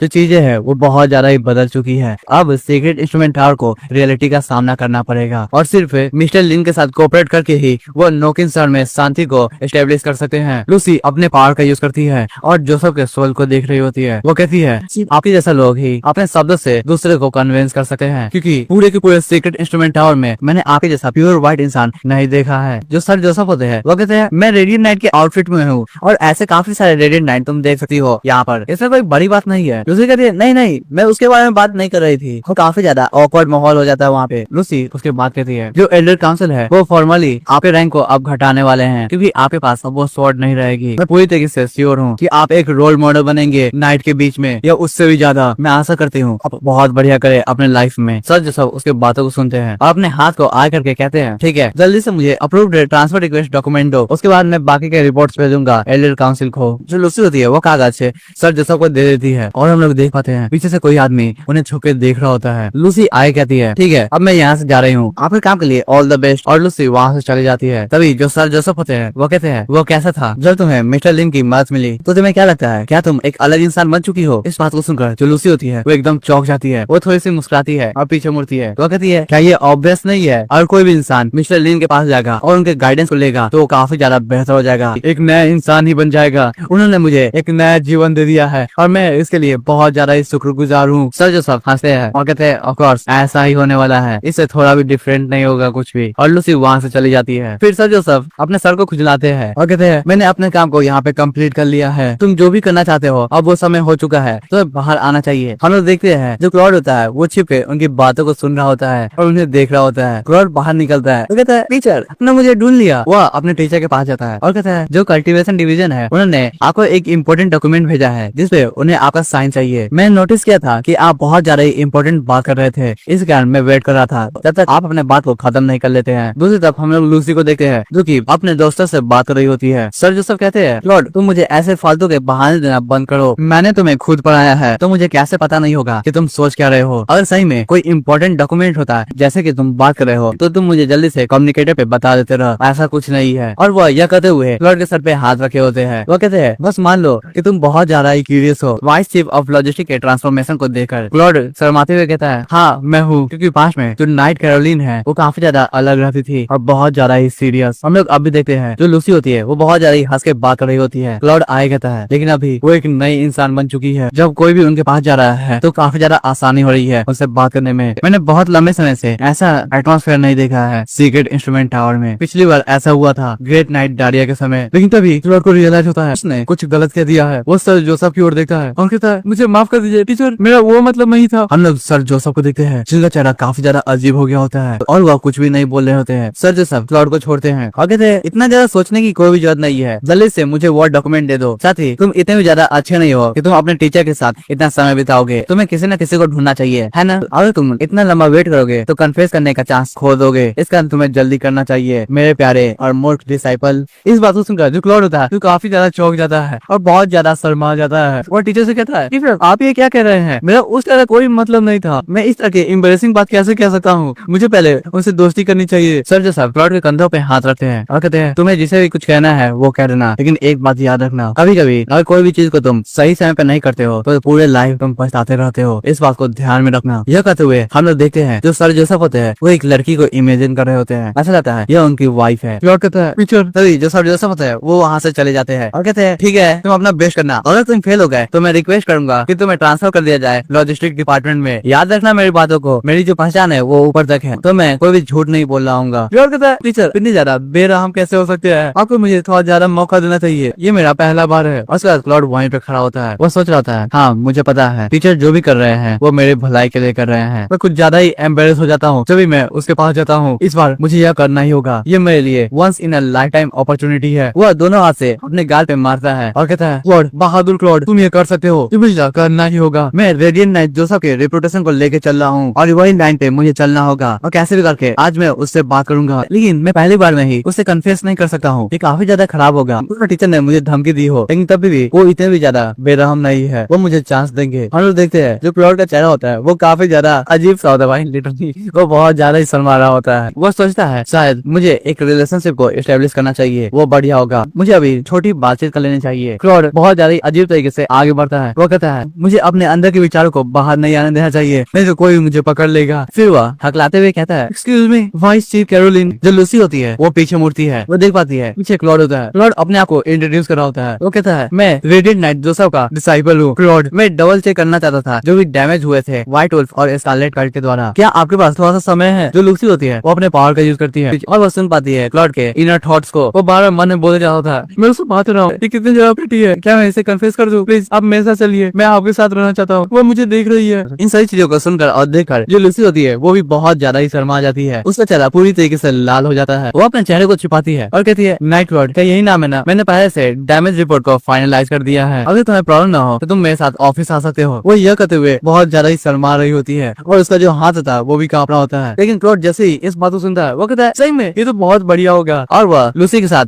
ऑफिस की ओर जा रहा होता है। वो सोचता है हाँ मैंने आज कैसे भी इससे बात कर लिया और मेरे जितने भी इनर थॉट्स है वो भी एक्सपोज नहीं हुए हैं, ये बात बहुत ज्यादा अच्छे से चल रही है। और हम लोग देख पाते हैं क्लॉड के चारों ओर एक ऑरा होता है पिंक कलर का, पीछे से पूंछ भी निकली होती है। लूसी इन सभी चीजों को देख बहुत ज्यादा ही शर्मा रही होती है। क्लॉड अपने मन में बोल रहा होता है मैं कितना ज्यादा औसम हूँ। फिर सीन शिफ्ट होता है, हम लोग सर जोसेफ के पैरों को देखते हैं, वह गॉड्स ऑफ कैंडेला के स्वॉर्ड के सामने आए होते हैं, वो उस स्वॉर्ड को छूते हैं और कहते हैं दाढ़िया। फिर हमें एक फ्लैशबैक का सीन दिखाया जाता है जहाँ पे हम लोग को गीगा चैट जोसेफ अब्राहम दिखाए जाते हैं। भाई कितनी ज्यादा औसम बॉडी है भाई, लिटरली बहुत ज्यादा ही औसम बॉडी है। कोई कहता है जोसेफ वो दाढ़िया ही होती है, वो कहती है ओ तो तुम यहाँ पे हो, मुझे एक नया मिशन मिला है, इस कारण मुझे यहाँ से कुछ दिनों के लिए जाना होगा, मैं तुम्हारे लिए डिनर छोड़ के जाऊंगी। मेलिसा कहाँ पे है, क्या वो तुम्हारे साथ ट्रेनिंग नहीं कर रही है। हम देखते हैं ये दाढ़िया अब्राहम है, रेडिएंट नाइट जोसेफ की पत्नी। जोसेफ कहता है मैंने बस उसे स्वॉर्ड चलाना सिखाया था, वो अभी अपने रूम में होगी, मैं सच लगा के कह सकता हूँ वो भी सो रही होगी। हम लोग मेलिसा को देखते हैं जिसके हाथों में चोट लगी होती है और वो नींद में भी स्वॉर्ड चलाने की टेक्निक को बोल रही होती है। वो कहती है स्टांस स्टांस डाउनवर्ड स्लैश बस, वो रोते हुए कह रही होती है नहीं मैं इन सब चीजों को याद नहीं कर पा रही हूँ, ये काफी ज्यादा हार्ड है। मेलिसा कहती है हाँ उसे ट्रेनिंग कराना बहुत बढ़िया है लेकिन तुम्हें इतना ज्यादा स्ट्रिक्ट नहीं होना चाहिए, मेलिसा अभी भी छोटी बच्ची है, तुम्हें उसे थोड़ा सा ब्रेक देना चाहिए। सर जोसेफ दाढ़िया की बातों को सुनते हैं और कहते हैं ओ ऐसी बात है, लेकिन हमारी जो प्यारी मेलिसा है उसने कहा था जब भी उसकी मदर उसके साथ ट्रेनिंग करती है तो वो बहुत ज्यादा ही हार्श होता है। उसने कुछ कहा था कि उसकी जो मदर है वो उसे एक रियल नाइट बनाना चाहती है, वो भी बहुत ज्यादा ही जल्दी, वो अपने मदर से बहुत ज्यादा ही नफरत करती है, कुछ ऐसा ही। मैं पूरी तरीके से श्योर नहीं हूँ लेकिन हाँ कुछ ऐसे शब्द तो थे। दाढ़िया इस बात को सुन के काफी ज्यादा गुस्सा हो जाती है, वो कहती है वो ऐसी बात है, तुम इस बारे में बात कर रहे हो, मुझे याद आ रहा है मैंने और मेलिसा ने एक साथ ट्रेनिंग नहीं की है बहुत दिनों से, मुझे उसके साथ ट्रेनिंग करनी चाहिए। हम लोग मेलिसा को देखते हैं जो कि अभी रो रही होती है क्योंकि उसे सपने में बहुत ज्यादा डर लग रहा होता है। सर जोसेफ कहते हैं मेलिसा को अभी भी बहुत ज्यादा ट्रेनिंग की जरूरत है। जब मैं उसकी एज का था तभी दाढ़िया उसे बीच में ही रोकती है और कहती है हाँ बस मेरे प्यारे जीनियस ग्रेट नाइट, अपने बारे में बड़बड़ाने से तुम्हें थोड़ा भी शर्म नहीं लगता है। मैं ये बात बहुत बार सुन चुकी हूँ कि तुम सबसे ज्यादा तारीफ और रेडिएट नाइट थे, वो भी अपने समय के, अपने अचीवमेंट को दोबारा गिनाने की कोई भी जरूरत नहीं है। लेकिन ये कितनी बुरी बात है कि जो ऑलमाइटी जोसेफ है वो खुद के लिए खाना भी नहीं बना सकता है। इस बात को सुनकर जो जोसेफ होते हैं वो काफी ज्यादा शर्मा जाते हैं, वो कहते हैं अगर सच कहूँ तो मैं खाना बना सकता हूँ लेकिन जो लोग होते हैं वो मेरे हाथ का खाना खाना नहीं चाहते हैं, जब भी मैं खाना बनाता हूँ तब कोई भी आदमी खाना नहीं खाता है। तो ये कहूँ तो मैं खाना बना सकता हूँ और साथ ही जब मेरी बेटी शादी करेगी तो उस आदमी को भी खाना बनाना आना चाहिए, मैं ये नहीं चाहता हूँ कि मेरी बेटी को खाना बनाना पड़े। मेलिसा कहती है, माय डियर, आपको इतना ज्यादा सोचने की कोई भी जरूरत नहीं है। मेलिसा अब भी काफी छोटी बच्ची है, तो आप रिलैक्स कीजिए, मैं आपको कभी भी इस बारे में चिंता नहीं करने दूंगी। सर जोसेफ कहते हैं, हाँ तुमने क्या कहा था अपने मिशन। सर जोसेफ को जोरदार दर्द होता है, वो अपने घुटनों पे आ जाते हैं। डारिया कहती है, जोसेफ क्या तुम ठीक हो, कहीं दुआ से हो रहा है। सर जोसेफ अपने दिल पे हाथ रखते हैं, वो कहते हैं, हाँ ये आजकल कुछ ज्यादा ही होने लगा है, मैं इसे अब कंट्रोल नहीं कर पा रहा हूँ, ये कर्ज ऐसा लग रहा है कि एक दिन मेरी जान ले लेगा। डारिया कहती है, जोसेफ बस तुम सोफा पे लेट जाओ, मैं तुम्हारे लिए गर्म पानी ले आती हूँ जिससे मैं तुम्हारी मसाज कर सकूँ। जोसेफ कहता है, ठीक है। हम लोग देखते हैं जो डारिया होती है वह गर्म पानी ले आई होती है और कपड़े को गर्म पानी में डाल के जोसेफ की मसाज कर रही होती है। डारिया कहती है, क्या तुम्हें अच्छा महसूस हो रहा है। जोसेफ कहता है, हाँ बहुत बढ़िया। डारिया तुम्हारा बहुत बहुत शुक्रिया, तुम इसे बहुत ज्यादा ही बेहतर होते जा रही हो। डारिया कहती है, जो कर्स ऑफ कैंडेला स्वॉर्ड है उसने बहुत सारे रेडिएंट नाइट को दफना दिया है, तुम उस कर्स को सप्रेस किए जा रहे हो, ये बहुत ही बड़ी बात है। अगर तुम इस पर से कभी भी काबू को खोते हो तब ये तुम्हें पूरी तरीके से खराब कर देगी। जोसेफ कहता है, इसके बारे में मत सोचो, ये इतना भी ज्यादा आसान नहीं होने वाला है, साथ ही एक नए यूजर को ढूंढना बहुत ज्यादा मुश्किल की बात है, कोई भी आदमी इस स्वॉर्ड को पकड़ नहीं सकता है। अगर ये जो कर्स है वो मुझे करप्ट कर देता है तब मैं बहुत सारे लोगों की जीवन को बचा सकता हूँ, मैं इसे एक्सेप्ट करने के लिए तैयार हूँ। इस बात को सुनकर जो डारिया होती है वो काफी निराश हो जाती है, वो कहती है, जोसेफ अगर ऐसा चलता रहा तो तुम एक दिन मारे जाओगे। जोसेफ कहता है, मुझे मरने से डर नहीं लगता है, मुझे बस डर लगता है जब मैं बिना कुछ करे किसी क्राइम को होता हुआ देख रहा हूँ। एक रेडिएंट नाइट होने के नाते मेरे दिल से जस्टिस होनी चाहिए। Great powers comes with great responsibility. तो अभी के समय मेरे पास कोई भी चॉइस नहीं है। अगर मैं जस्टिस का रोल मॉडल बन गया और तुम्हारा और मेलिसा का ख्याल रखने लगा तो मैं काफी ज्यादा खुश होऊंगा। तभी जो डारिया होती है वो रुक जाती है, वो कहती है, अगर एक दिन तुम्हें इस कर्ज को हटाने का मौका मिल जाए या तरीका मिल जाए तो इससे फर्क नहीं पड़ेगा कि वो तरीका सही हो या गलत, तुम अपने दिल से डिसीजन लोगे जो कि तुम्हारे लिए सही हो, लोगों के लिए नहीं। डारिया कहती है, मैं चाहती हूँ तुम्हारे कंधों पे जो बोझ है वो उतर जाए और तुम अपने लिए जियो एक दिन। जोसेफ कहता है, इससे फर्क नहीं पड़ता है, मैं इस दर्द को सह सकता हूँ क्योंकि मेरे पास तुम हो। ये जो छोटा सा कर्ज है वो मेरा कुछ भी नहीं बिगाड़ सकता है। यह कहकर जोसेफ एक स्माइल करता है। डारिया जोसेफ की स्माइल को देखती है और वो शर्मा जाती है, वो कहती है, मैं थक चुकी हूँ और मुझे आराम करनी है। जोसेफ काफी कंफ्यूज होता है, उसे समझ में नहीं आ रहा होता है डारिया इतनी जल्दी कैसे थक गई। डारिया सोच रही होती है, सीरियसली ये जो आदमी है वो ऐसी बातें कैसे कर सकता है, तुम गुड नाइट। और वो बहुत ज्यादा ही शर्मा रही होती है, वो अपने चेहरे को भी छुपा रही होती है। जोसेफ डारिया के सर पे हाथ रखता है, वो कहता है, डारिया। वो उसके सर को सामने लाता है और अपने सर को टकरा के चेक कर रहा होता है उसके फीवर को। वो कहता है, तुम्हें क्या हो गया है, क्या तुम्हें फीवर लगा है। हम देखते हैं जो डारिया का चेहरा होता है वो पूरी तरीके से लाल हो गया होता है। वो कहता है, तुम इतनी ज्यादा एम्बैरेसिंग बात कैसे कह सकते हो, ये तो छिपके अटैक करना हो गया, तुम मुझे अब ब्रेक क्यों नहीं दे रहे हो, क्या तुम मुझे मारना चाहते हो। इडियट, स्ट्रॉन्ग और क्यूट होने के अलावा तुम पूरी तरीके से इडियट हो, तुम पास थोड़ा भी दिमाग नहीं है। डारिया ये सब बात बोलते हुए जोसेफ को मार रही होती है। जोसेफ कहता है, तुम्हारे साथ हुआ क्या है, मुझे दर्द हो रहा है, मत मारो। डारिया कहती है, मुझे इससे फर्क नहीं पड़ता है, सिर्फ मैं यहाँ पे एम्बैरेस नहीं हो सकती हूँ। वो जोसेफ के चेहरे को सामने लाती है, वो कहती है, मुझे तुम चाहिए अभी की अभी, मुझे तुम कहो कि तुम मुझसे प्यार करते हो। हम देखते हैं जो डारिया होती है वो अपना मुंह फुला के रखी होती है। जोसेफ उसकी बातों को सुनता है और कहता है, वो तुम कैसी बातें कर रही हो, मैं इतनी ज्यादा एम्बैरेसिंग बात कैसे कह सकता हूँ। जोसेफ एकदम पीछे हट जाता है, लेकिन जो डारिया होती है मुंह को फुला के रखी है। जोसेफ कहता है, ठीक है, जब तुम अपने मिशन को करके वापस लौटोगी तब मैं यह कहूंगा। डारिया कहते, नहीं कोई भी ठीक नहीं चलेगा, तुमने मुझे वादा किया था शादी से पहले ही, लेकिन तुमने अभी तक मुझे वो सब नहीं कहे। जोसेफ कहता है, मैं कसम खाता हूँ मैं यह पक्का कहूंगा। डारिया उसे बुद्धू करती है और जल्दी से उसे किस कर लेती है। किस करने के बाद डारिया वहाँ से चली जाती है। वो कहती है, मैं तुम पर इस बार भी भरोसा कर रही हूँ, जब मैं मिशन से लौटूंगी पर मुझे कोई बहाना नहीं चाहिए, अपने प्रॉमिस को भूलना मत, ठीक है। और वो अपने कपड़ों को पहनकर वहाँ से चली जाती है मिशन पे। वो कहती है, मैं तुम्हें एक एडवांस रिवॉर्ड दे दिया है, अब तुम अपने शब्दों से पीछे नहीं हट सकते हो। जोसेफ कहता है, ठीक है, मैं इस बात को नहीं भूलूंगा और जल्दी आना। और उस मिशन के बाद जो डारिया होती है वो वापस नहीं आई होती है। जोसेफ अर्जेंट में कहता है, डारिया मैं सालों तक यही सोचता रहा कि अगर मैं उस पल तुम्हारे साथ होता रहा तब जो चीजें है वो काफी अलग होती रहा, लेकिन मैं समय को पलट नहीं सकता हूँ, इस कारण ऐसा कोई भी रास्ता नहीं है कि मैं तुमसे मिल पाऊँ। जोसेफ उस स्वॉर्ड को उठाता है, वो कहता है, इस बार मैं खुद के लिए डिसाइड करूंगा, जो भी होगा मैं खुद के लिए करूंगा। डारिया मैं तुमसे प्यार करता हूँ। और इसी के साथ जो जोसेफ होता है वो उस स्वॉर्ड को मिस्टर लिन को देने के लिए चला जाता है। फिर सीन शिफ्ट होता है, हमें बुक स्टोर के ऑनर को दिखाया जाता है जो कि ऐसे ही अपने डायरी को देख रहा होता है। वो देखता है वाइल्डी फ्रैंकी के बारे में जिसने 100 इयर्स ऑफ सॉलिट्यूड बुक को रिटर्न कर दिया है और रिचुअल्स एंड फॉल्कलोर्स बुक को ले लिया है। एमसी कहता है, ओल्ड वाइल्डी ने बुक को रिटर्न कर दिया है, मुझे पता नहीं है कब वो दूसरे बुक को लेने आएंगे यहाँ पे, मुझे अभी तक पता नहीं चला है क्या उन्होंने चार्ल्स के मैटर को सॉर्ट आउट कर लिया है। फिर वह लेडी जी के बारे में देखता है, वो देखता है बहुत लंबा समय हो गया है जब से जो लेडी जी है उन्होंने दोनों बुक को रिटर्न कर दिया है। है। अब लगभग समय हो चुका है कि लेडी जी को वो दोनों बुक लौटा देना चाहिए, और ऐसे भी मुझे कोई प्रॉब्लम नहीं है क्योंकि जो लेडी जी है वो उन दोनों बुक को लौटा ही देगी। अगर वो लौटाएगी नहीं अभी भी वो मुझे बहुत सारे पैसे दे देगी, इस कारण मुझे चिंता करने की कोई जरूरत नहीं है। इसके बाद उसकी नजर मेलिसा पे जाती है। वो कहती है इसके बारे में कुछ तो पता नहीं है, लेकिन कम से कम ये बुक को ले गई है और मैं उम्मीद करता हूँ इसने थोड़ी सी इम्प्रूवमेंट दिखाई होगी, कम से कम इतनी तो कि वह एक स्ट्रेंजर के साथ आर्म रेसलिंग न खेले। उसे समझना होगा जो ज्ञान है वही सच्चा पावर है। अगर कोई भी मेरी किताब को टाइम पे नहीं लौटाता है तो मुझे पता लगाना होगा क्या उस बुक में कोई प्रॉब्लम है या जो आदमी बुक ले जा रहा है उसमें प्रॉब्लम है। अगर जरूरत पड़ी तो मैं बाहर जाके उन सबसे लेट फी भी लूंगा क्योंकि उन्होंने बहुत दिनों से मेरे बुक को लौटाया नहीं है। लेकिन ये कितने शर्म की बात है, अभी तक मेरे पास एक भी इररिस्पांसिबल कस्टमर नहीं आए हैं। वो सब हमेशा ही टाइम पे बुक को लौटा देते हैं, मुझे उन्हें कुछ कहने की जरूरत ही नहीं पड़ती है। ऐसा लगता है जितने भी अच्छे अच्छे कस्टमर्स है वो सब मेरे ही पास आ जाते हैं, जैसे कि ओल्ड वाइल्डी, डोरिस। लेकिन अगर किसी की लाइफ में थोड़ी सी भी प्रॉब्लम होगी तो मुझे खुशी होगी उनकी मदद करने में, मैं जितना हो सके उनकी मदद करना चाहूंगा। लेकिन तभी भी उन्हें उस बुक को लौटाना ही होगा। हम देख पाते हैं जो गार्गोयल होता है वो काफी ज्यादा डर गया होता है एमसी की ऑरा को देखकर। जो लिन होता है वो पेज को पलटाता है, हम देखते हैं वहाँ पे सर जोसेफ का फोटो होता है। वो कहता है किसी भी बुक स्टोर को मेंटेन करने में बहुत ज्यादा ही मेहनत लगता है। जोसेफ एक रिटायर्ड सोल्जर, मुझे इनके बारे में चिंता नहीं है, वो कभी भी इस बुक को लौटा सकते हैं।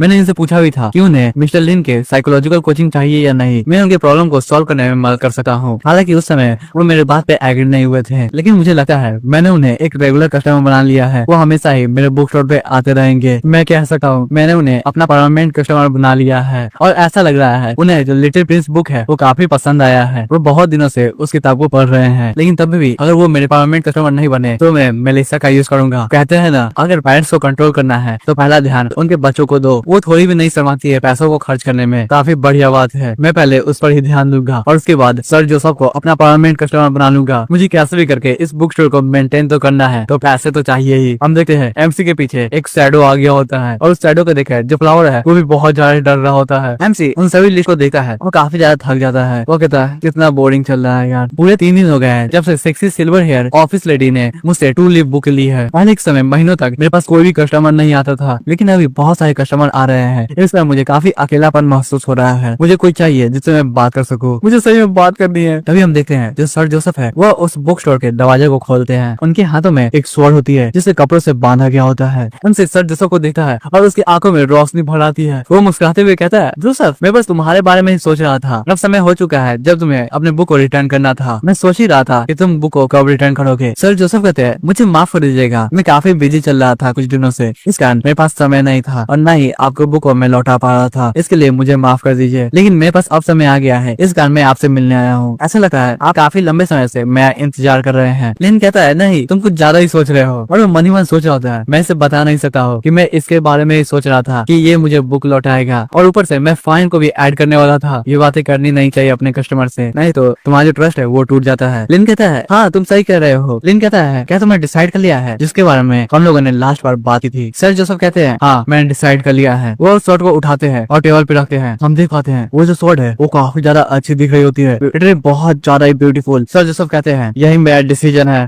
लिन उसकी बातों को सुनता है और काफी ज्यादा कंफ्यूज होता है। वो सोच रहा होता है ये तुम्हारा डिसीजन है, कैसा डिसीजन, मुझे कुछ समझ में नहीं आ रहा है। अब ये मत करना कि ये भी ओल्ड वाइल्डी की तरह मुझे याद के तौर पे कुछ देना चाहता है। सर जोसेफ बुक को निकालते हैं और कहते हैं आपके दयालुतापन के लिए बहुत बहुत शुक्रिया, मैंने इस किताब से बहुत कुछ सीखा है। इस बुक में जो फेरी टेल की कहानी है वो काफी बढ़िया है। एमसी उस बुक को लेता है और रिटर्न में साइन करते हुए लिख रहा होता है ऑफ कोर्स मुझे पता है ये कहानी है द लिटिल प्रिंस के बारे में, ये सही में बहुत ज्यादा ही एक्सीलेंट कहानी है और इसी कारण तो मैंने तुम्हें यह दिया था। लिन कहता है आपको देखिए ऐसा लग रहा है आप काफी अच्छे मूड में हैं, शायद इस बुक ने आपकी काफी मदद की है। सर जोसेफ कहते हैं हाँ जो दर्द मुझे वर्षों से हो रहा था उसने इसे हटा दिया है, अब मैं काफी ज्यादा रिलैक्स हूँ, मुझे अब कोई भी प्रॉब्लम नहीं है और इसके लिए आपका बहुत बहुत शुक्रिया, मैं आपका आभारी रहूंगा। सर जोसेफ आई कहते हैं इसी कारण मैंने अपने दिमाग को बना लिया है। लिन फिर से कंफ्यूज होता है, वो सोच रहा होता है दिमाग को बना लिया है लेकिन किस चीज पर, मुझे कुछ पता ही नहीं है, तुम ये क्या कह रहे हो, मैंने तुमसे कहा था कि तुम्हारे दिल में जो भी बोझ है वो सब मुझे दे दो, लेकिन ये तुम क्या कर रहे हो, तुम इतने महंगी दिखने वाली शॉर्ट मुझे दे रहे हो, ये है क्या। तभी लिन को कुछ रियलाइज होता है, वो ऊपर की ओर सर जोसेफ को देखता है। वो उन्हें देखते हुए सोच रहा होता है इनकी आंखों में जो डिटर्मिनेशन है वो भारी पड़ी हुई है और एक शांति लग रही है। ऐसा नहीं लग रहा है कि ये मजाक कर रहे हैं, मुझे ऐसा सोचना भी नहीं चाहिए। जहाँ तक मैं इन्हें जानता हूँ ये अभी मजाक नहीं करेंगे, ये जो लंबी तलवार है वो मुझे देने का मतलब है ये मुझे जवाब दे रहे हैं। अगर मैं इस शॉर्ट को ध्यान से देखूं तो ये काफी ज्यादा लंबी है, क्यों ना मैं गोल्ड और ज्वेलरी के वैल्यू को इग्नोर इग्नोर कर दूं, लेकिन कभी भी इस पे जो डेकोरेशन है और इसका जो डिजाइन है वो काफी बढ़िया है। ऐसा लग रहा है जैसे बहुत ही बड़े इंसान ने इसे बनाया होगा। जिसने भी बनाया होगा वो बहुत ज्यादा ही एक्सपीरियंस है। मुझे यकीन नहीं हो रहा है ये इतनी ज्यादा बढ़िया स्वॉर्ड है, लेकिन ये पक्का ही एक सेरेमोनियल स्वॉर्ड होगी। कोई भी इसे आज तक बैटल में यूज नहीं किया होगा, और कोई भी आदमी इस पे बैठ भी जाएगा तो ये टूट जाएगा। बैठने से याद आया, मेलिसा वो भी एक ऐसी बच्ची है जिसके पास थोड़ा भी मैनर नहीं है। और जो जोसेफ है वो एक मिलिट्री फैमिली से आता है, उसके जो फादर होंगे वो भी मिलिट्री में होंगे, और ये स्वॉर्ड उसके परिवार में पास डाउन किया गया होगा, वो भी जनरेशन से। ये स्वॉर्ड रिप्रेजेंट करता है जोसेफ के मिलिट्री एक्सपीरियंस को, ड्यूटीज को और ऑनर को। अगर ऐसी बात है तो ये सब कुछ एक्सप्लेन कर रहा है। इसके अंदर जो जस्टिस का सेंस आता है वो कहाँ से आता है, वो क्यों चाहता है इस दुनिया में शांति हो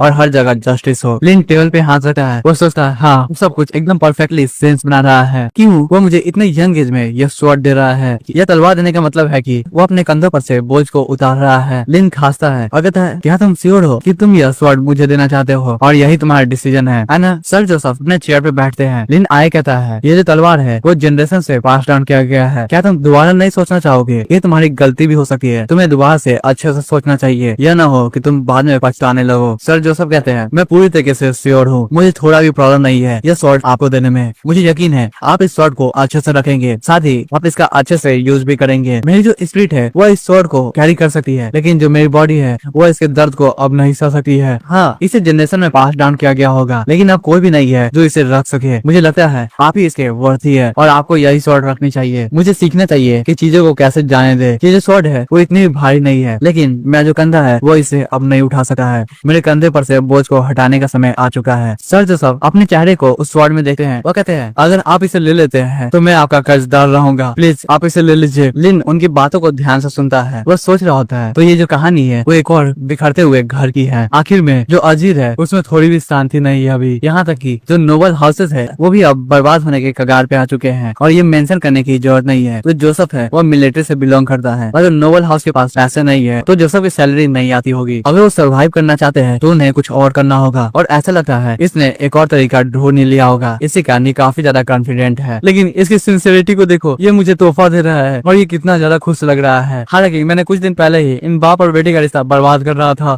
मुझे थोड़ा सा शर्म आ रहा है। एमसी उस स्वॉर्ड को उठाता है, सोच रहा होता है ये जो तलवार है वो काफी कीमती लग रही है, मुझे अपना ग्रेटिट्यूड शो करना चाहिए। मेरे पास और कोई भी रास्ता नहीं है, इस कारण मुझे इसे एक्सेप्ट करना होगा। एमसी मुस्कुराता है और कहता है आपको इतना ज्यादा सिंसियर होने की जरूरत नहीं है मिस्टर जोसेफ, मुझे काफी ज्यादा खुशी होती है अपने कस्टमर की मदद करके, इस कारण मैं ऐसे काम करता हूँ। मैंने आपकी मदद की, इससे मुझे काफी ज्यादा अच्छा लग रहा है। फिर उसकी नजर स्वॉर्ड पे जाती है, वो सोच रहा होता है ये जो तलवार है वो काफी ज्यादा हल्की है, इतना तो मैंने सोचा भी नहीं था। सही में यह एक सेरेमोनियल स्वॉर्ड है। अगर आपको सेरेमोनियल स्वॉर्ड के बारे में नहीं पता है तो मैं बता दूं, यह स्वॉर्ड है सेरेमनी पे काम आती है। जैसे कि किसी को किंग बनना होता है तब एक रिचुअल किया जाता है, एक कंधे पे स्वॉर्ड रखा जाता है, फिर वही स्वॉर्ड को दूसरे कंधे पे रखा जाता है और उसके बाद कोई रिचुअल कंप्लीट होता है। आपने मूवीज में देखा होगा या एनिमेज में, हाँ अटैक ऑन टाइटन में, याद करो जब प्रिंसेस एरन के पास जाती है और स्वॉर्ड को दोनों कंधों पे रखती है, इसी तरह का सीन होता है सेरेमोनियल स्वॉर्ड के साथ। हालांकि आधे बंदे ने अटैक ऑन टाइटन देखा भी नहीं होगा, लेकिन तभी भी अगर आपने देखा है तो बढ़िया बात है। हिंदी डब भी आ चुका है, लेकिन ट्राई मत करना। चलिए आगे बढ़ते हैं। एमसी सोच रहा होता है सही में इस स्वॉर्ड को एक बहुत बढ़िया आर्टिस्ट ने ही बनाया होगा, इसमें बहुत अच्छे तरीके से डेकोरेशन किया गया है और ये काफी हल्की भी है। इस तरह का जो क्राफ्टमैनशिप है वो मेरे टाइम और अटेंशन को डिजर्व करता है। एमसी उस स्वॉर्ड को स्विंग करता है, वो भी बहुत ज्यादा ही आराम से, ऐसा लग ही नहीं रहा होता है एमसी को वो स्वॉर्ड स्विंग करने में मुश्किल आ रही होती है। सर जो सब इस चीज को देखते हैं वो सोच रहे होते हैं क्या मुझे इस बुक स्टोर ऑनर का आभारी होना चाहिए, वो इतने भारी स्वॉर्ड से ऐसे खेल रहे हैं जैसे कि कुछ है भी नहीं, और उन्होंने अभी तक अपने ईथर का भी यूज नहीं किया है, यहाँ तक कि ये मैं भी नहीं कर सकता हूँ। उनकी जो बॉडी होती है वो कांप रही होती है, वो सोचते हैं ये जो स्वॉर्ड है वो सेम लेंथ की है जैसे कि ऑर्डिनरी स्वॉर्ड्स होते हैं, लेकिन इसका जो मटेरियल है वो सब ड्रीम वर्ल्ड से आया है और वो काफी ज्यादा भारी मटेरियल है। कहीं हो सकता है इनकी जो पावर है वो भी ड्रीम वर्ल्ड से कनेक्टेड हो और ये अपने पावर को ड्रीम वर्ल्ड से लाते हो। एमसी उस स्वॉर्ड को बहुत ज्यादा ही प्यार से देख रहा होता है, वो सोचता है कितना सुंदर है ये जो स्वॉर्ड है, वो काफी ज्यादा गॉर्जियस और एलिगेंट है, तुम इसे देख के ही कह सकते हो इसे बनाने में बहुत मेहनत लगा है।